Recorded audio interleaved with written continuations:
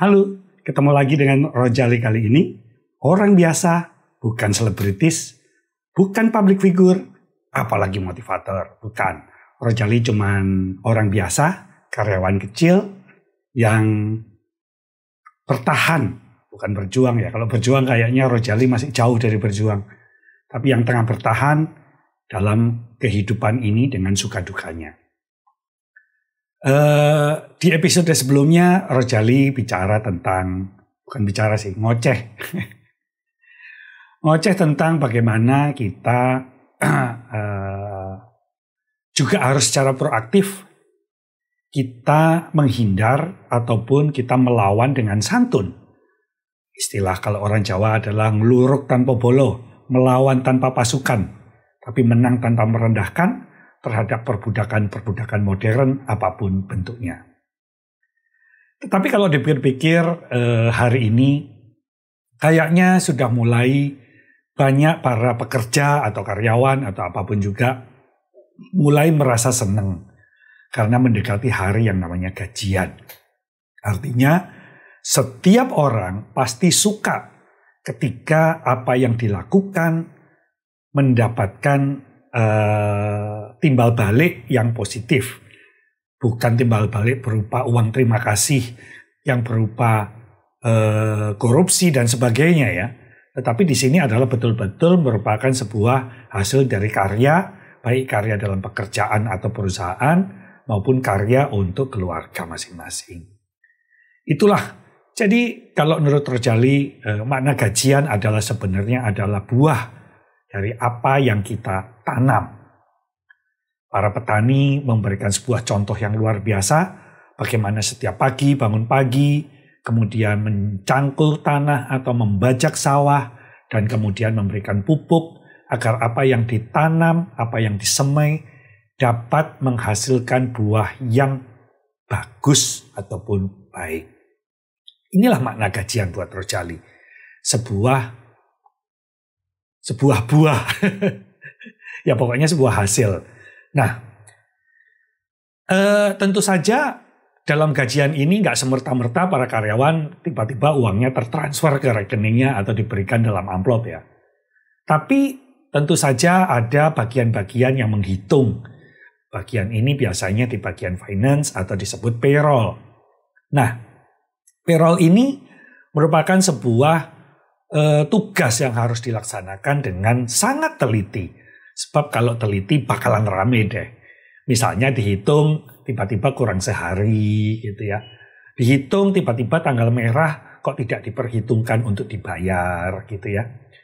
Atau kalau dia sudah mengajukan cuti tapi cutinya masih dipotong gaji. Kalau cuti masih dipotong gaji, maka akan double. Gaji dipotong, sisa cuti juga pasti akan dipotong. Nah, dalam menghitung gaji ini, sebetulnya kalau kata teman-teman Rojali yang paling sulit adalah kalau manual. Memang mungkin kalau misalnya absen pakai thumbprint ya, dia tempelin jempol atau jari, kemudian akan terlihat dan terdata jam berapa dia masuk. Nah, permasalahannya kalau manual adalah kalau misalnya karyawannya sedikit sih nggak apa-apa. Kalau karyawannya banyak maka harus dihitung dan direkapitulasi satu-satu.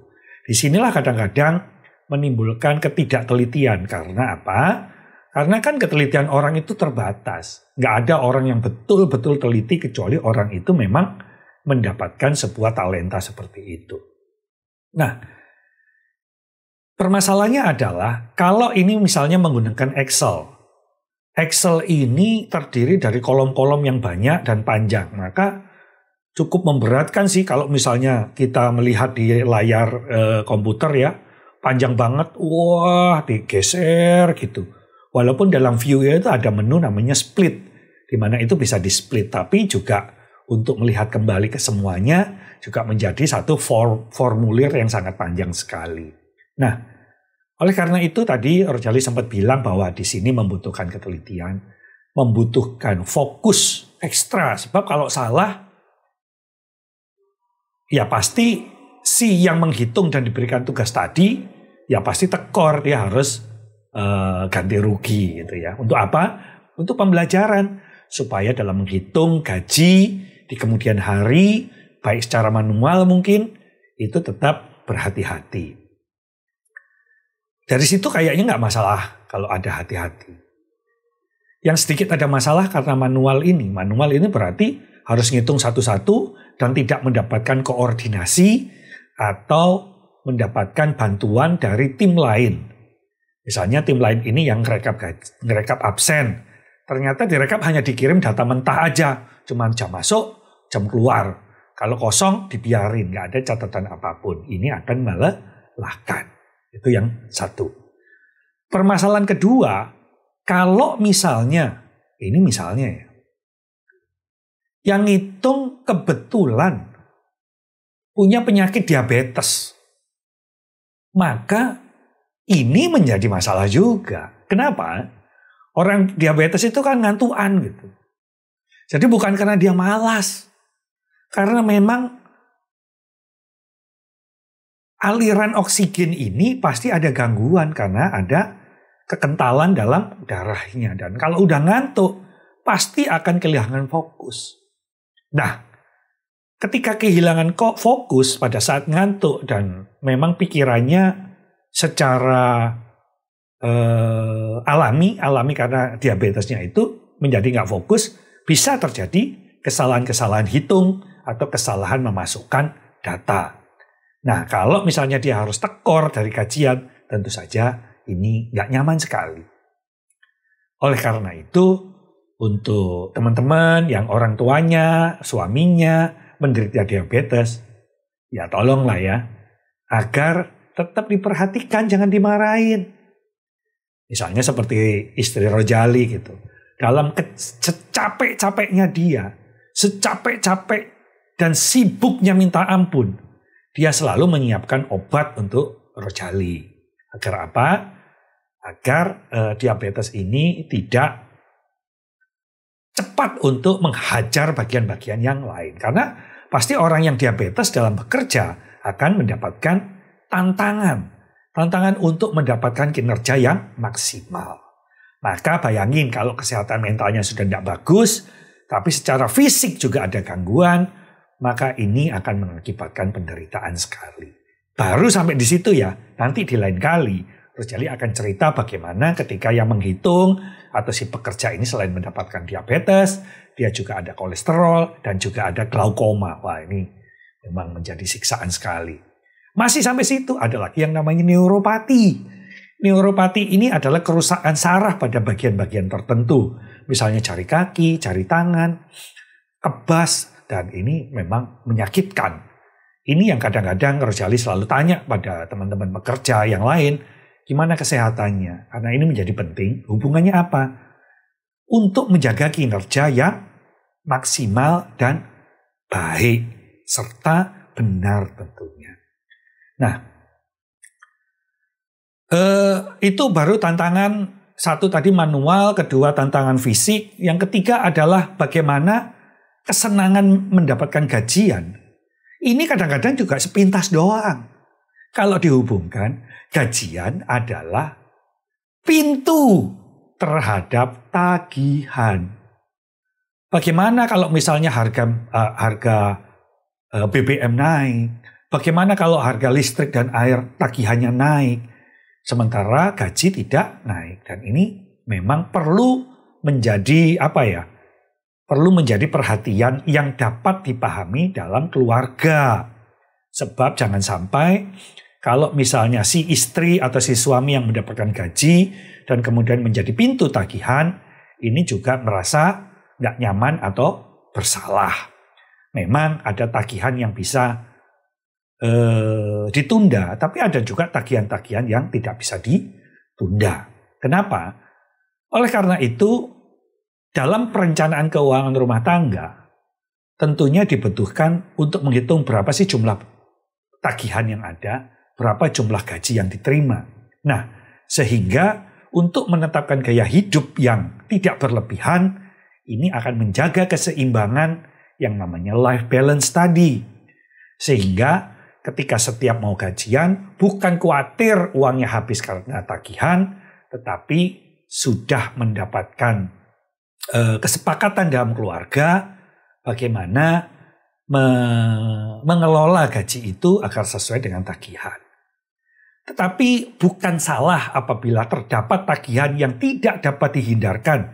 Misalnya dari hutang masa lalu yang tadinya mau segera diselesaikan, tetapi karena satu dan lain hal biasanya masih ada yang kelupaan mungkin atau sesuatu yang di luar perkiraan, misalnya bunga tagihan, denda, atau juga jatuh tempo yang terlewat sudah lama sampai terlupa gitu. Apalagi kalau orangnya diabetes tadi, masalah lupa bukan disengaja gitu. Pasti ada pikiran-pikiran yang memang tidak maksimal tergunakan dalam memikirkan atau fokus pada pengelolaan gaji dan tagihan tadi. Jadi teman-teman tetap jangan khawatir. Berapapun gajinya, berapapun tagihannya, yang paling penting adalah bagaimana kita menjaga. Menjaga apa? Menjaga kejinakan emosi, menjaga kejinakan ego, sehingga apa yang didapat tidak keluar untuk hal-hal yang tidak pada tempatnya. Untuk yang laki-laki, jangan gunakan sebagian gaji itu